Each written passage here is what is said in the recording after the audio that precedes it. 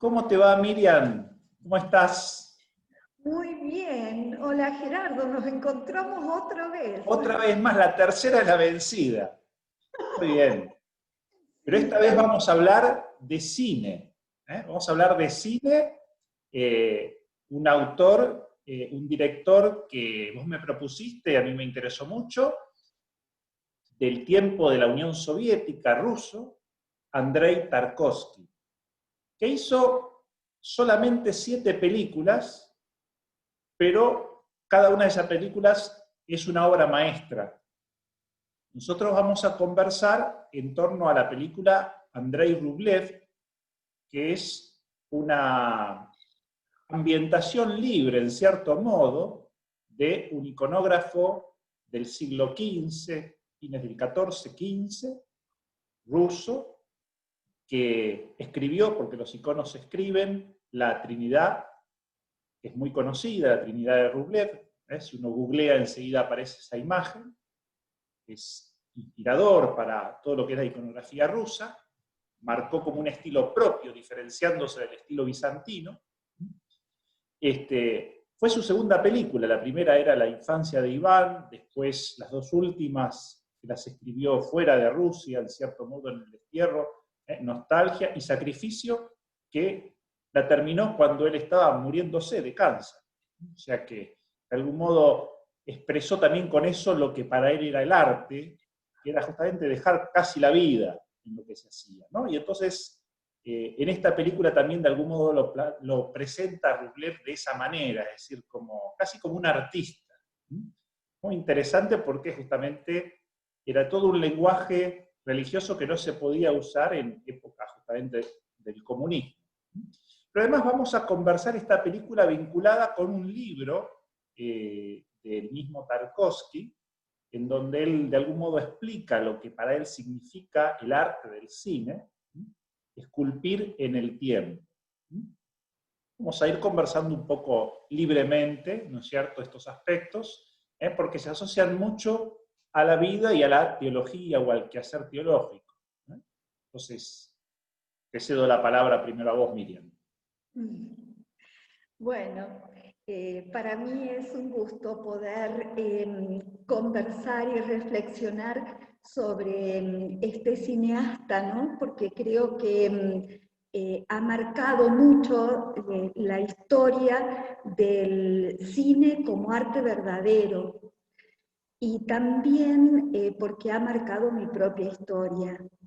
Yo lo conocí en torno a la primera película que vi de él, que fue Andrei Rublev, y me impactó muchísimo su manera de tratar el tiempo, el tratamiento del tiempo que él hace en esta película y también en todas sus películas es así. Es un tiempo muy cuidado, un tiempo que él va transitando en el transcurrir de escena en escena, ¿no?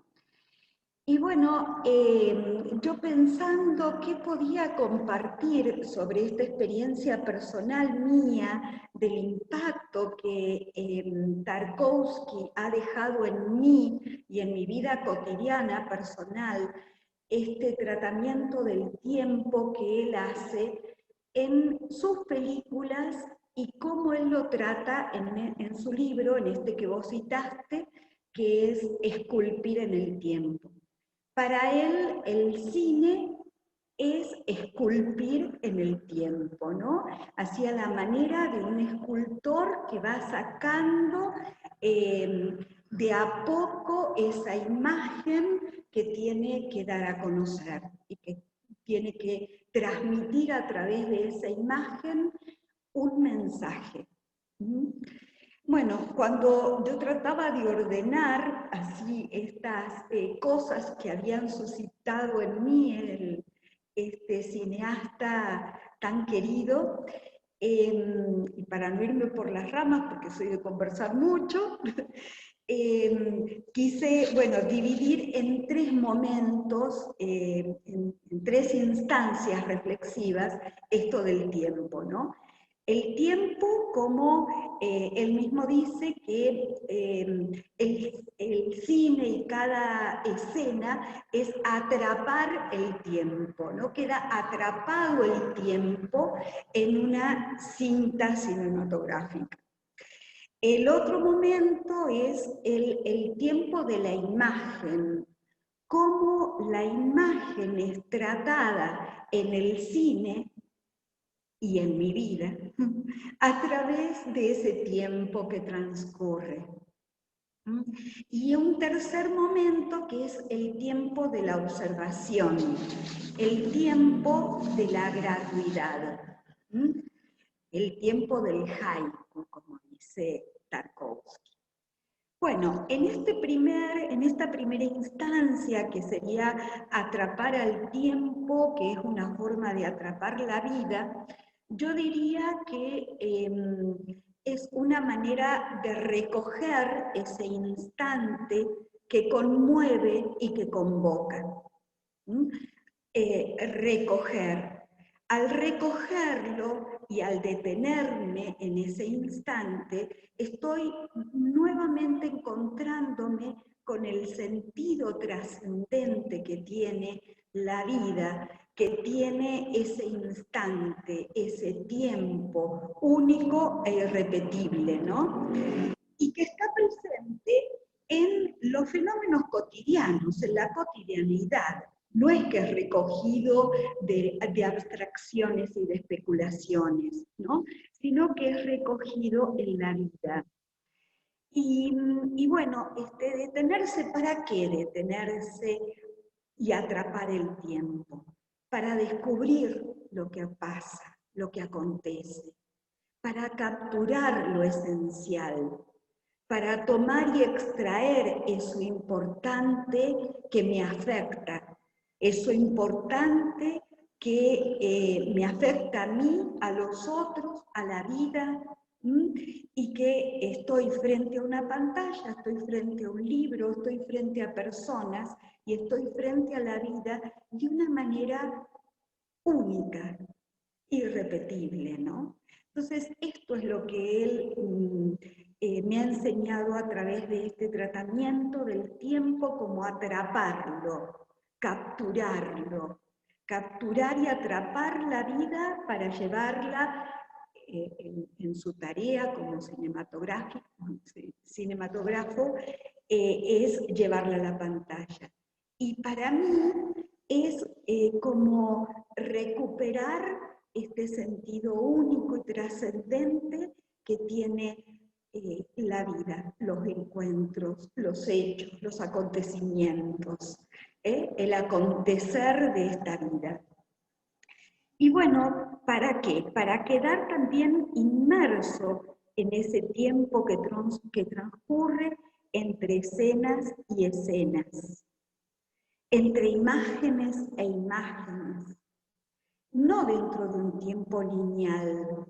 Esto más esto da esto y después viene esto otro, sino en este tiempo detenido psicológico que transforma la realidad, que me transforma a mí, que transforma al otro cuando se encuentra conmigo, ¿no? que nos deja afectados, que no es un tiempo lineal, un tiempo que se escapa, sino un tiempo que convoca y un tiempo que transforma, un tiempo psicológico. El buen cine, dice Tarkovsky, es justamente el cine que deja afectado al espectador. El cine que frente a la pantalla el espectador dice: algo me está ocurriendo a mí en mi vida con esto que estoy viendo, ¿no?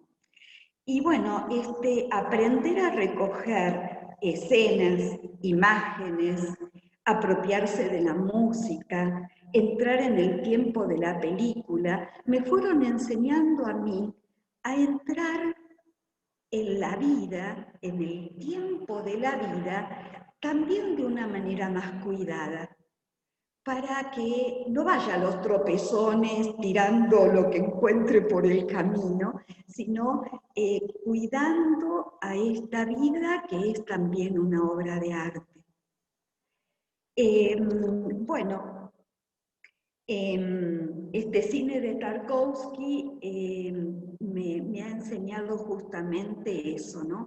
Atrapar el instante, atrapar el momento, el acontecer único e irrepetible. Recoger la poesía, recoger el color, recoger la belleza, recoger el tiempo, el ritmo, ¿no? Y, bueno, atrapar la vida y convertirla en arte. Esto sería como este primer punto, ¿no? De mi reflexión. Y el segundo... Miriam, Sí. tomaría acá entonces algunos ejemplos de la película, así vamos como haciendo un contrapunto, después continuás vos con el tema de la imagen. Me parece bárbaro. Me da la impresión, por ejemplo, algunos ejemplos de lo que vos decís, algunos instantes atrapados un poco de la película. Por ejemplo, la pared inicial, blanca, cuando se van poniendo los títulos de la película, de los protagonistas, etc., que uno se pregunta qué significa, incluso tiene la sensación como de asfixia, porque lo que se ve es una pared blanca muy cercana, y el contrapunto después van a ser la pared de algún modo con los iconos al final de la película. Es muy interesante ese contrapunto, ¿no? Que muestra una transformación de una vida que todavía no fue escrita de algún modo hacia una vida plena de sentido, de belleza, de color incluso.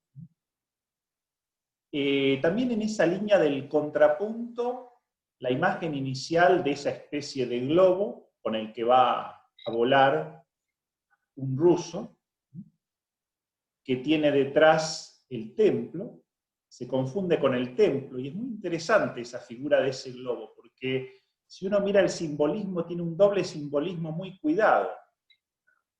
Se confunde con el templo, casi con las bóvedas del templo, es decir, como un signo un poco de lo que expresa el cielo, pero también si uno lo mira en su conjunto parece un genital masculino. Está adrede los dos simbolismos en uno. Y creo que expresa como el deseo, la aspiración, el ansia, expresado en ese sentido del volar, que es una ansia como muy humana. Es interesante porque inicialmente ese vuelo, que se sustrae del poder de los que vienen como a controlar la situación, incluso que capturan a uno de los que están colaborando con el que se va en ese globo, que lo torturan casi, pero como que esta persona se sustrae de eso con ese vuelo, pero es un vuelo relativamente corto, y que termina después aterrizando ahí muy cerca. Uno podría decir también entonces esos iconos del final, como otro tipo de vuelo para la aspiración del pueblo ruso, de algún modo, ¿no? Es decir, otra forma de vuelo, de algún modo, como contrapuesto a ese intento así muy, muy precario, ¿no es cierto? Uno lo ve y dice, bueno, esto mucho futuro no tiene. Está muy buena esa contraposición. Bien, se ocurrían esos dos ejemplos del principio y del final, porque después la película se divide en 7 momentos, pero esto no entra ni en ninguno de esos 7 momentos. Es el previo y es el final de todos, ¿no? Es decir, de algún modo esas aspiraciones o esa dualidad de expresiones que aparece inicialmente expresado en ese globo, van a estar presentes a lo largo de la película y van a tener una resolución como creativa justamente, con una obra en donde en el fondo Rublev, el personaje, dice, no le está hablando a los hombres, porque él dice, no tengo más nada que decirle a los hombres, sino que le está hablando a Dios a través de esa obra. Y ahora te paso la palabra de nuevo. Sí, tal cual, ¿no? Y también así como este hombre que intenta volar y que arma todo eso y que fracasa su vuelo, porque realmente fracasa su vuelo, es como no le encuentra como un sentido, no descubre un sentido a la vida aquí en la Tierra y quiere encontrarla más allá, ¿no? Pero desde sus propias fuerzas. No desde una mirada contemplativa de la historia, y por eso se estalla, Y ¿no? este gran tema termina casi en globitos, en burbujitas en el agua, ¿no es cierto? Exactamente, tal El tema cual. del sentido es un tema que atraviesa toda la película, porque es el gran tema que se plantea Rublev, es decir, ¿qué tiene sentido en la vida? Es decir, ¿cuál es el sentido de la propia vida? Y en el fondo él lo está buscando. Parece como fracasar ese sentido y él sabe lo que no quiere. Por ejemplo, no quiere pintar el juicio final, no quiere asustar al pueblo, dice, ¿no? Cuando habla con Teófanes el griego, ¿no es cierto? Le dice que no quiere asustar el pueblo y, mejor dicho, cuando habla con Daniel después. Sí. Con Teófanes el griego tenía también sus diferentes puntos de vista, porque él era como más austero, tenía una visión como más clásica de algún modo de la iconografía y como más austera. En cambio, Rublev va a incorporar elementos mucho más asociados a la misericordia, va como a dulcificar el estilo, va a hacerlo como más humano de algún modo. Pero él va a descubrir ese sentido justamente con las experiencias que le van tocando vivir, sobre todo a través de Boriska, el fabricante de la campana, ¿no es cierto? Cuando le diga, bueno, ahí ya sé lo que voy a hacer, vos vas a fabricar campanas y yo voy a escribir los iconos en el monasterio, ¿no es cierto? Donde vayamos. En el fondo, es toda una búsqueda de sentido, ¿qué es? ¿Para qué estamos en la vida? ¿Qué es lo que da sentido a la vida? ¿No es cierto? Y en el fondo es eso lo que va a ir plasmando después Rublev en la obra, pero justamente ese sentido surge de haber interactuado con el pueblo, con las experiencias como cotidianas, comunitarias del pueblo, con personas muy concretas, después nos podemos detener un poco en estas experiencias concretas, pero que quedan expresados transversalmente con la tierra, el agua, el fuego, el aire, el viento, que tan recurrentemente utiliza Tarkovsky. Llama mucho la atención esa, la imagen del barro permanente, la lluvia, la tierra, ¿no es cierto? Es decir, como algo que impregna, ¿no? Pero es en esa cotidianeidad justamente del día a día en donde va como surgiendo el sentido. Y es lo que él le dice en un momento a Fomá, es decir, el otro discípulo, el discípulo que él tuvo, que lo acompañó al principio, cuando, digamos, fue para pintar el icono de la... cuando fue para trabajar en el trabajo que le había pedido el gran príncipe En la iglesia, sí, de sí. pintar las Y entonces ahí él le dice que hay que rezar mucho justamente para que la materia se transfigure, ¿no?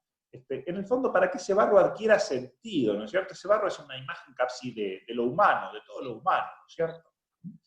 Esa transfiguración después queda muy expresada en los leños ya como consumidos, con los que se había de algún modo, entre otras cosas, hecho la campana, ¿no es cierto? Y que prolongan de algún modo la actitud como extenuada y quebrada de Boriska, el que había hecho la campana, justamente. Es muy interesante esa imagen que va de su cuerpo hacia los leños ya quemados, ¿no es cierto? Y que después se van como transformando en esos iconos resplandecientes, ¿no? Es decir, va haciendo esa transformación la cámara de los leños esos ya como consumidos en el icono final, ¿no?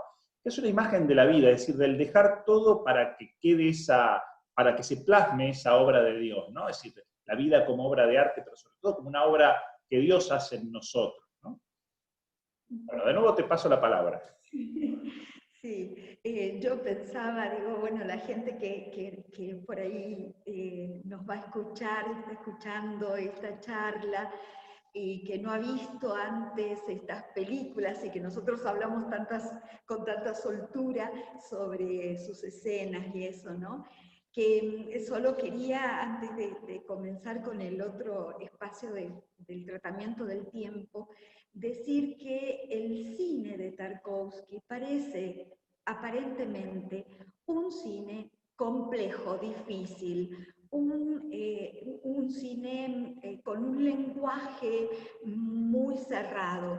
Y sin embargo, cuando uno se habitúa y se acostumbra a la lentitud de las escenas y al entrar en este lenguaje que no es de un cine comercial, sino que es un cine que quiere transmitir algo y que quiere transmitir vida y experiencias y que quiere transmitir sentidos, nos invita también a acercarnos a sus películas de una manera distinta. No vamos a ver una comedia, no vamos a ver un cine para entretenernos así sin más, sino que también debemos como prepararnos para entrar en un tiempo distinto, ¿no?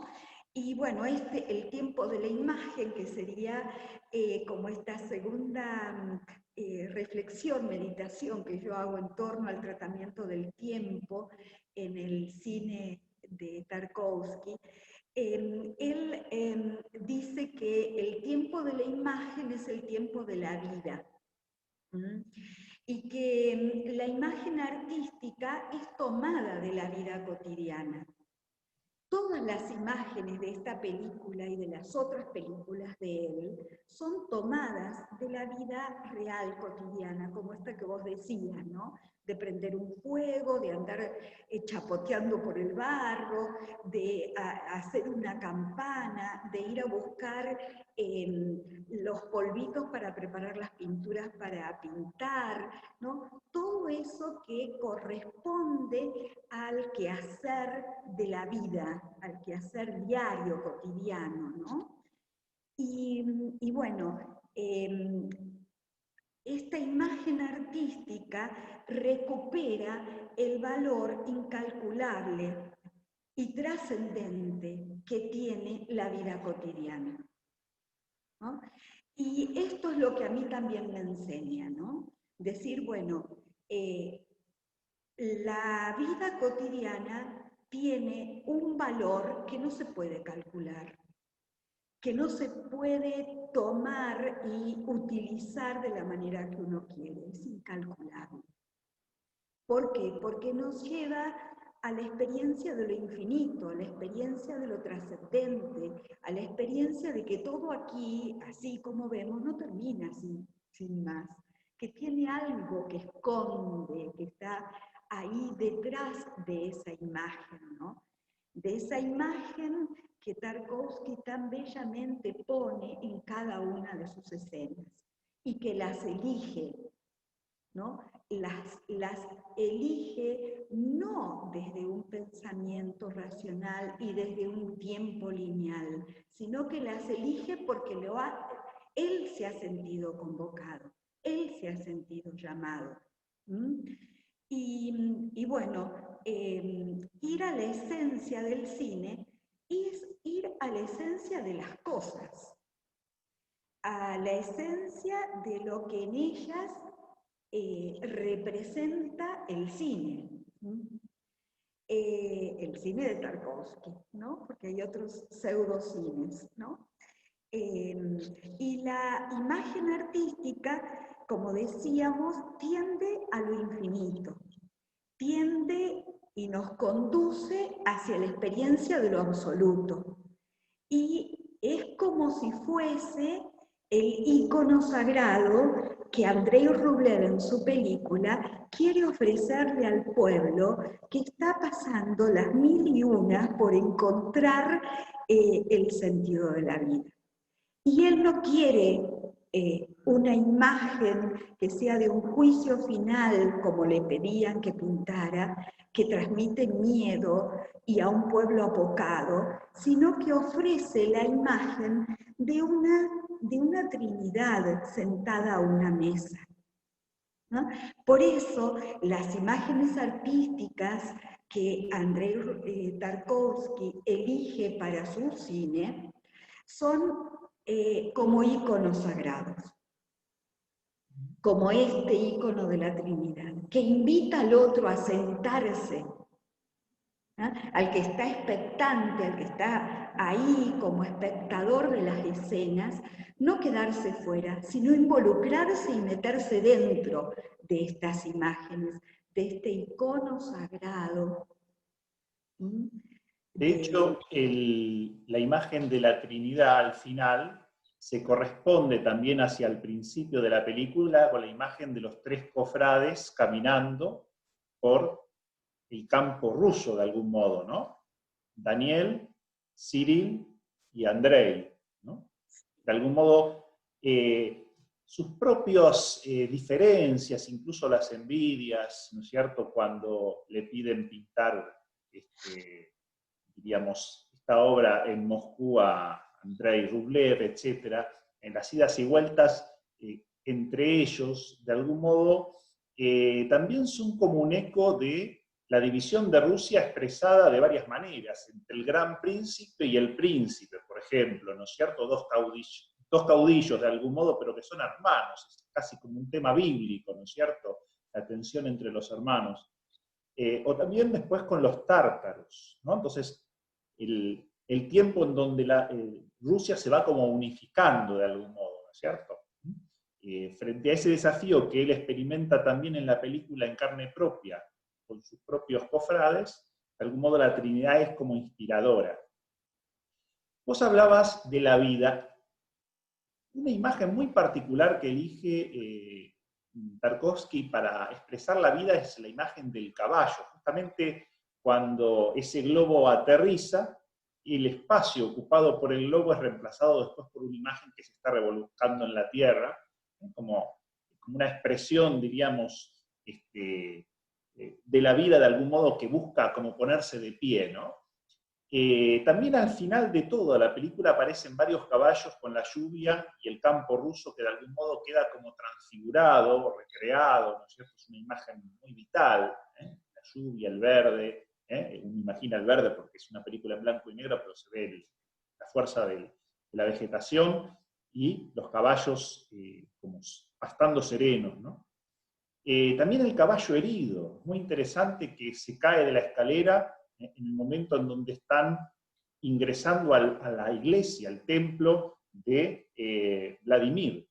Justamente en ese momento que además el momento de violencia contra la puerta del templo prolonga los gritos de una mujer que uno intuye va a ser abusada o violada, ¿no es cierto?, por los tártaros. Una imagen como que se corresponde entre lo humano y lo divino, de algún modo, en esa experiencia, ¿no es cierto? También es muy interesante lo inverso a eso, que es cuando suena la campana y aparece la imagen de Durochka, la chica, la joven que es idiota.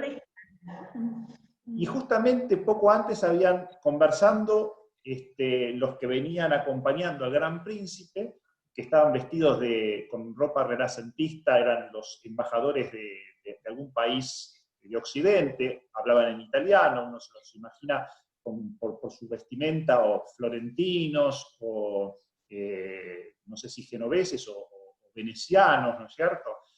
Pero que de algún modo también como descalificaban un poco lo que ahí se veía, lo que estaba haciendo, si iba a sonar la campana o no, sobre todo a la persona de Boriska, el que había liderado todo eso, ¿no es cierto? Lo llaman a él también idiota, correte. Es decir, es muy interesante porque en el momento en que la campana suena, él está como en el piso, ¿no es cierto? Está sentado en el barro, ¿no? Y en esa escena de la bendición muy solemne, los embajadores y el gran príncipe en caballos, etcétera, que expresan solemnidad, él está como anonadado, es decir, una actitud de kenosis, ¿no? Es decir, como que la gran obra ahora suena en la campana, ¿no es cierto? Ahí está lo importante, ¿no? Contrario de la actitud mundana, justamente, que viene como a sacar beneficio o crédito justamente de algo que en realidad es para Dios, ¿no? Es muy interesante esa contraposición, porque ahí se muestra como una nobleza, digamos, del pueblo ruso en la figura de Boriska. Pero justamente en ese momento es donde ellos comentan qué bella ragazza, qué linda chica, ¿no es cierto? Y uno se pregunta cuál es esa chica, y justamente se la muestra en el momento en que suena la campana, ¿no? y ella era justamente la idiota de algún modo, ¿no? Pero que en realidad era la que había intuido cuando vio en las paredes del templo, que estaban todavía sin pintar, la pintura arrojada así con dolor, ¿no es cierto?, por Andrei Rublev, justamente porque le habían cegado a sus trabajadores, ¿no es cierto?, a sus artesanos, porque iban a hacer algo parecido con el hermano del príncipe, ¿no es cierto?, iban a hacer otra obra, y entonces para que no la hicieran, justamente el príncipe fue y se anticipó y los cegó.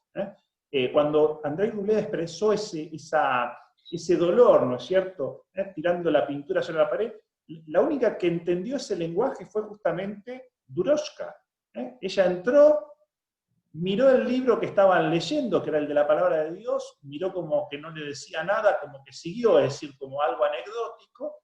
Esa palabra así dicha así no le dijo nada, pero sí le dijo el arte en la pared expresando ese dolor profundo, ¿no es cierto?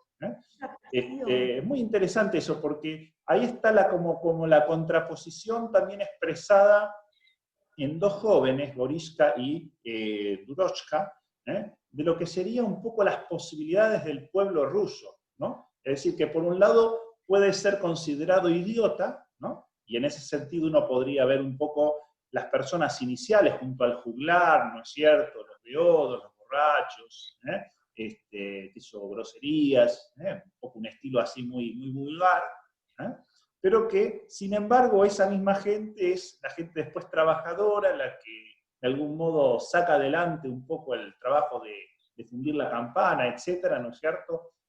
Y es la que se alegra justamente cuando suena la campana, es decir, cuando el que viene de afuera de algún modo hace un comentario o hace comentarios vanos que no están como a la altura de las circunstancias, justamente el pueblo es el que identifica la importancia y la trascendencia de ese evento, de la campana y después de los iconos.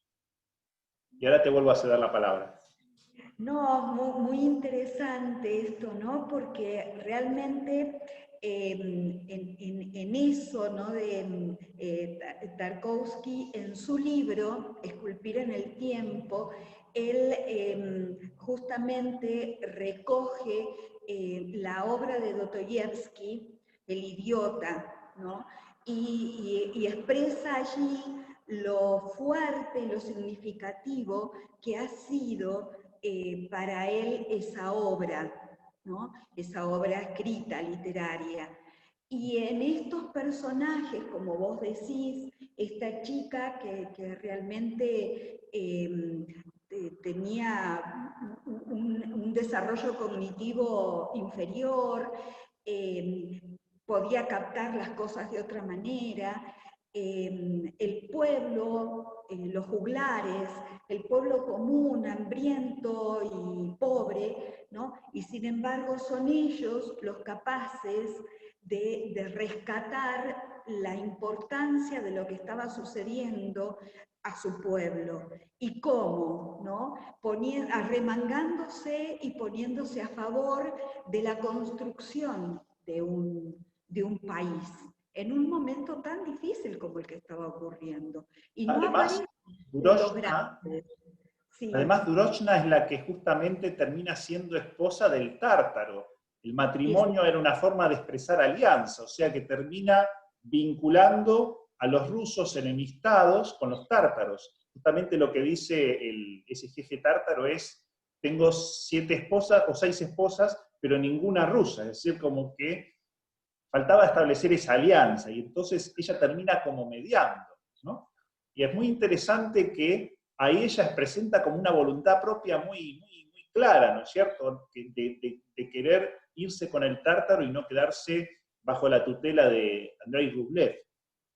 Claro, y que a Andrei le cuesta tanto la decisión de ella, ¿no?, de irse, porque él la quiere retener en todo momento, está bajo su cuidado en el monasterio, y después de haberla como salvado de ser ultrajada, ¿no?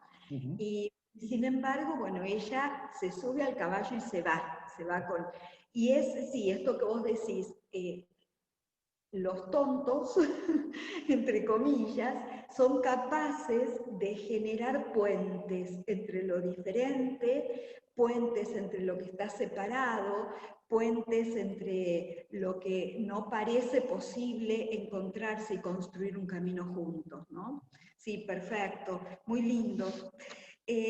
Bueno, entonces esto, ¿no? De estas imágenes, estas tomas en la película, largas como estas que vos estás mostrando, que eran tomas largas, pausadas, prolongadas, lentas, de la película de Tarkovsky, invitan también a despojarnos a nosotros mismos de esa rapidez por la que pasamos en las imágenes de la vida, ¿no? Y por otro lado nos despoja también de querer hacer una interpretación única, ¿no? Porque hay tantas interpretaciones posibles de cada escena y cada imagen como espectadores que ven cada escena y cada imagen. Esta es la riqueza que tiene el lenguaje artístico. El lenguaje artístico no es un lenguaje conceptual cerrado sobre sí mismo, que quiere decir esto y no otra cosa, sino que es un lenguaje abierto con capacidad de ser interpretado por la cantidad de personas que se acercan a esa obra de arte. Y esto es muy enriquecedor, porque tiene que ver con el tiempo psicológico que hablábamos al principio, ¿no? Que no es un tiempo lineal, sino es un tiempo psicológico que nos afecta. Justamente el conocerse lleva tiempo, toma tiempo, pero el conocerse es, a través del arte en este caso, ¿no es cierto? Pero el conocerse también es la condición para que emerja el sentido de la vida y de las cosas. Y eso toma tiempo. Y acá hay dos experiencias que es interesante, la figura de Andrei Rublev comparte o participa de la vida de su pueblo, dos experiencias que podemos decir como extremas o contradictorias en sí. Una es la experiencia de la fiesta, que es una experiencia como pagana asociada a la vida, a la fecundidad, ¿no? Él de algún modo como que se acerca y viene una imagen de la noche, ¿no es cierto? Es una imagen que también de algún modo a él le da que pensar al otro día cuando habla con su grupo, ¿no es cierto? Y la otra experiencia extrema, inversa, es justamente la de la invasión de los tártaros, ¿no es cierto? Es decir, ahí está la experiencia de muerte, la experiencia dramática, y él también ahí participa, como vos decís, justamente defendiendo a Yurochka y matando a uno de los tártaros, ¿no es cierto? Es decir, como que de algún modo la vida no le pasa por el costado, sino que lo afecta incluso en estas experiencias como tan decisivas de algún modo, ¿no es cierto? Es decir, tanto de vida como de muerte, ¿no? Es decir, como que la cotidianeidad de algún modo lo va transformando, justamente porque le va dando también tiempo para irse como conociendo, ¿no? En este sentido yo creo que también la película nos invita a nosotros a hacer una experiencia análoga, ¿no es cierto? De irnos conociendo a través de los personajes, de las experiencias, de las situaciones que se van como mostrando, que van aconteciendo, ¿no? Sí, esto de esta escena que es uno de los episodios, esto de la fiesta, ¿no? Que es una fiesta pagana, como vos decís, y es una celebración de un cambio de estación, donde aparece incluso la imagen de dioses paganos, por ejemplo, la diosa del agua, con la imagen de esa chica que escapa desnuda atravesando el río. Bueno, este encuentro que Tarkovsky, que Andrei Rublev, a través de Tarkovsky, logra hacer, ¿no? Este encuentro, yo diría teologal, ¿no? Entre lo pagano y lo cristiano, entre recoger la vida que transita en estas experiencias de celebraciones así paganas, entre comillas, y estas celebraciones que ocurren en el templo, ¿no? Y que ocurren en estos contextos de monasterio donde él ha sido educado y ha sido, ha crecido su fe allí, ¿no? Y de pronto se encuentra con esta otra realidad y no se queda al margen, se mete dentro, porque él se va y se introduce en la fiesta pagana, para poder realmente que quede plasmado en su obra, en este escribir los iconos de una manera teologal y teológica, ¿no? Pero que no quede algo de la vida afuera, sino que quede todo dentro, ¿no? Medio como vos haces con tu quehacer teológico en este cambio de época, ¿no? Que querés incorporar todos los elementos que transcurren en esta vida y en esta época que estamos viviendo, ¿no? En esta experiencia epocal de la humanidad. Bueno, eso... Interesante la imagen, en este caso de Rublev, como teólogo, digamos, un teólogo al estilo un poco de esa época a través de los iconos. Justamente cuando la gente no entiende el libro, no sabe leer, justamente cuando Sergio leía, Durovna no entendía de que era un libro, miraba como extrañada algo que no había visto nunca. Yo creo que también hoy hay que encontrar el lenguaje y los estilos de comunicación también de la fe y de plasmar la fe. Y es muy interesante eso, es decir, que no quede nada afuera. Pero para que no quede nada afuera, y esto lo dice el Papa Francisco, dice, el teólogo tiene que ser un hijo de su pueblo, conocer sus tradiciones, su cultura, la vida como cotidiana, y haber como caminado un poco el país, ¿no? Haber caminado la cultura, haberse encontrado con los diferentes rostros, con los diferentes usos, las costumbres, ¿no es cierto? Es decir, es la única forma en que eso puede ser, de la mano de la oración, transfigurado. Es decir, que eso después puede lograr expresar la fe colectiva de un pueblo, ¿no? Y en ese momento eso expresaba la fe de la Rusia del siglo XV. Yo me lo planteo hoy para el cambio de época desde Argentina, y pienso que hay que hacerlo, que hay que pensarlo en el mundo global de hoy, es decir, cuáles son esos signos, esos rostros, esas costumbres, esos elementos de la cultura, esas formas en que se viven las pasiones humanas, ¿no? Las buenas, las que no son tan buenas, ¿no es cierto? Porque de algún modo ese es como el gran crisol de esa campana o de ese icono, ¿no es cierto? Es decir, es como que todo eso es lo que de algún modo va permitiendo que madure una fe que sea significativa, que sea movilizadora, ¿no?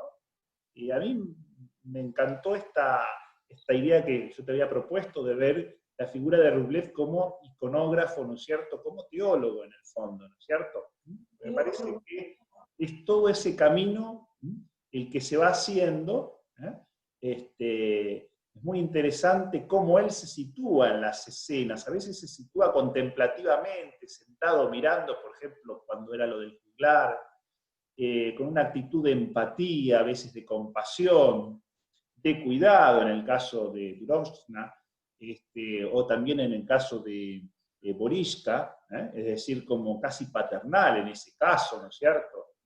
Es muy interesante también cómo se sitúa frente a sus hermanos, y en el fondo también cómo él intuye cuál es su camino cuando ve la campana plasmada, esa campana que Boriska había hecho en realidad casi por ciencia infusa, porque el padre había muerto sin transmitirle el secreto de su fabricación. Es decir, es muy interesante en eso, cómo en la vida hay un cierto riesgo, hay que decidirse, hay que hacer algo, hay que largarse, y como que en eso hay un salto, ¿no es cierto? Y es justamente la fe la que nos permite dar ese salto, de diferentes maneras, ¿no es cierto? A veces en un arte particular, ¿no es cierto? Como pueden ser estos ejemplos, pero la vida es así, es decir, en el fondo la fe nos invita a veces a dar pasos o a dar saltos que parecen un poco desproporcionados, o un poco incluso hasta imprudentes, pero finalmente de eso sale algo novedoso, ¿no?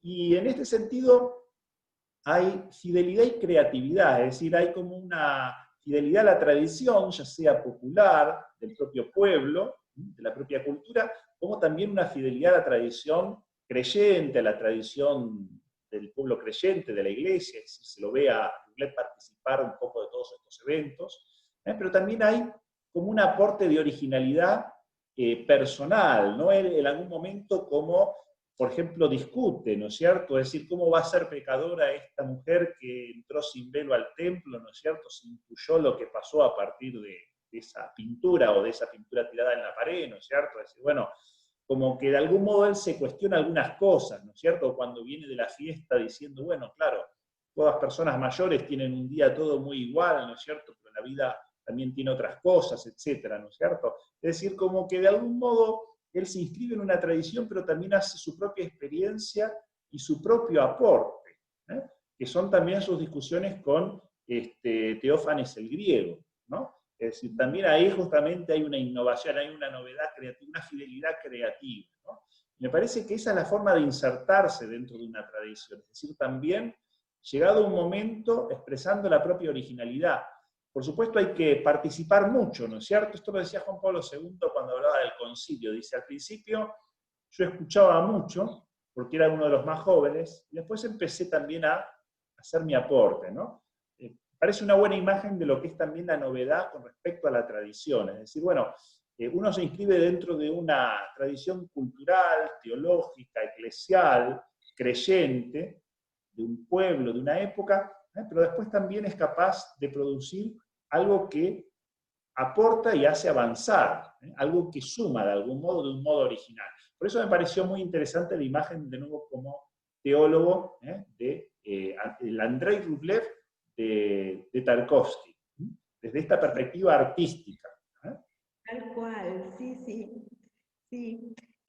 No sé si queda tiempo todavía, porque Ya son... vamos cerrando, porque Claro, estuvimos conversando bastante, pero te dejo claro. cerrar a vos, Miriam, te dejo cerrar a vos porque yo en realidad más o menos lo que tenía para como comunicar es eso, para lo que tenía como para compartir.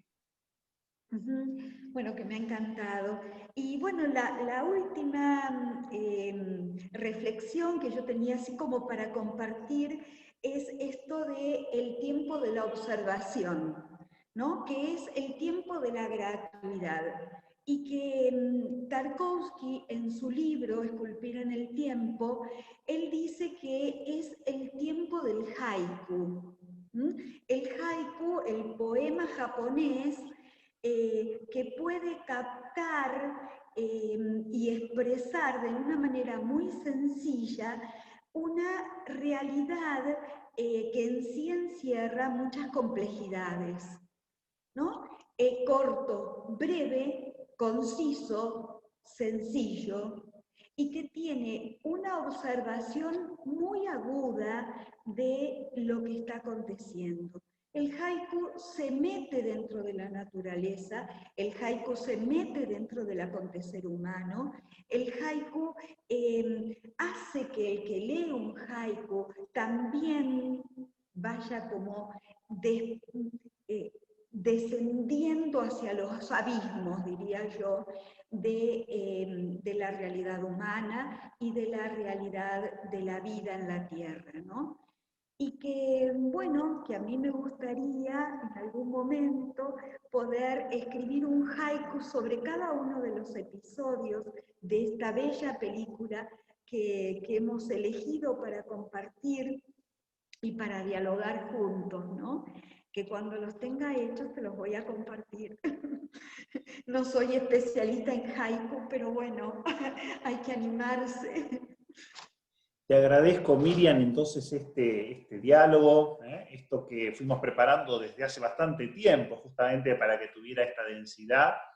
Hay una última cosa que a mí me gustaría decir también a modo de cierre, y es cómo en la película, de algún modo, uno ve desde esta perspectiva de la gratuidad, es decir, de esta perspectiva como retrospectiva, ¿no? Porque la gratitud y la gratuidad surgen de una mirada también retrospectiva, agradecida, justamente, ¿no? Es decir, es justamente la mirada icónica sobre lo vivido, sobre el tiempo, ¿no? La mirada retrospectiva sobre el tiempo está llamada a convertirse en motivo de acción de gracias. Eso es lo que lleva a la gratitud, ¿cierto? Y a su vez produce gratuidad. A mí me parece que en la película, o en el Rublev que nos presenta Tarkovsky, esa gratuidad o esa gratitud que lleva a la gratuidad está como muy asociada al integrar, más que al oponer. Es justamente el oponer lo que lleva a la violencia, a varias escenas que son como muy crueles, ¿no es cierto? Por ejemplo, cuando el que estaba siendo torturado le decía a los tártaros en el templo que iban a arder en el infierno, ¿no es cierto? Que les iban a quemar las vísceras, etc. Y después lo torturan a él, le hacen tomar esa cruz derretida líquida, ¿no es cierto? Es decir, son imágenes como muy fuertes, digamos, ¿no es cierto? Pero que de algún modo buscan expresar cómo por el lado de la violencia o la oposición de los hermanos, del gran príncipe, del príncipe, etc., es decir, como que eso no lleva a nada, ¿no es cierto? Que eso es inconducente. Y cómo hay que buscar las formas de integración, ¿no? Que entre paréntesis es la temática de la encíclica reciente ahora del Papa Francisco, Fratelli Tutti, justamente, ¿no? Es a partir de la fraternidad. Es una encíclica muy, muy buena. Yo creo que así como Evangelii Gaudium fue como su legado pastoral, Fratelli Tutti es su legado social. Porque es cierto que él había escrito Laudato Si, pero sobre un tema en el que en realidad él no había incursionado mucho antes. En cambio acá sí se ven todos sus temas, porque tiene muchas citas de textos o de frases que él había dicho anteriormente, ¿no? Pero justamente el tema es la fraternidad que empieza por casa, pero la fraternidad universal. Por eso es como una gran reflexión desde la enseñanza social de la Iglesia, digamos, pero aplicado al mundo de hoy. Y a mí me hacía pensar, justamente cuando leía la encíclica y sabía que hoy íbamos a hacer esta grabación, ¿no es cierto?, en también esta película de Tarkovsky, porque de algún modo el mensaje que él quiere dejar es ese, es decir, bueno, hay que integrar la fraternidad expresada a partir de esta imagen icónica de la Trinidad y no oponer, que es totalmente inconducente en todos los ámbitos de la vida, desde la vida comunitaria hasta la vida social, cultural, hasta las relaciones diplomáticas, que hoy sería un poco la comunidad internacional, en esta relación con los tártaros, etcétera, que eran como extranjeros. Integrar en vez de oponer, y eso yo creo que es lo que de algún modo también nos lleva a esta mirada como agradecida de la vida integrada, que es como el gran mensaje que está dejando la película, porque además cuando se van mostrando esos iconos finales, que van siendo como mostrados muy lentamente, progresivamente, hasta llegar al icono de Rublev, que después no es el último, porque está el Cristo, el Pantocrátor después, ¿no es cierto? Termina con el rostro de Cristo. La música se va como encendiendo, se va iluminando de a poco, y la música que acompaña justamente la mostración del icono de Rublev es como una música celestial, ¿no? Es decir, como que ese sería como el cielo en la tierra, ¿no? Como una especie de horizonte o deseo, ¿no es cierto?, que en el fondo da sentido a la vida de todos los que buscamos sentido. Así que te agradezco mucho, Miriam, este diálogo, y bueno, y terminamos acá porque ya fue casi una hora. Una sola cosita para compartir. ¿Ya cortaste? No. Una sola cosita. Yo tengo un grupo de reflexión con un amigo de hace mucho tiempo, formamos un grupo que reflexionamos sobre las cosas que ocurren en la historia de la humanidad concretamente, desde la sabiduría ancestral de los distintos pueblos. Sabidurías muy antiguas. Y él en la última reflexión nos convocaba justamente a esto, a no generar más oposición, sino encontrar el camino, él dice, de la amistad planetaria. Que por ahí vamos a encontrar la salida. El símbolo, el icono convoca. Justamente el Simbalein es lo que pone junto lo que si no saldría disparado en muchas direcciones. Por eso está el arte cinematográfico, el arte icónico, pero también el arte teológico. No tanto racionalidad conceptual, sino racionalidad simbólica, ¿no es cierto? Es decir, la teología que surge de la contemplación, del icono profundo, de las cosas, de la vida y de Dios, yo creo que es lo que nos reúne, lo que nos convoca, lo que para los cristianos nos hace iglesia, que quiere decir eso, justamente convocación. Te agradezco mucho entonces, Miriam, y bueno, será Gracias. hasta la próxima, si hay otra próxima instancia. Un beso grande. Gracias, Gerardo.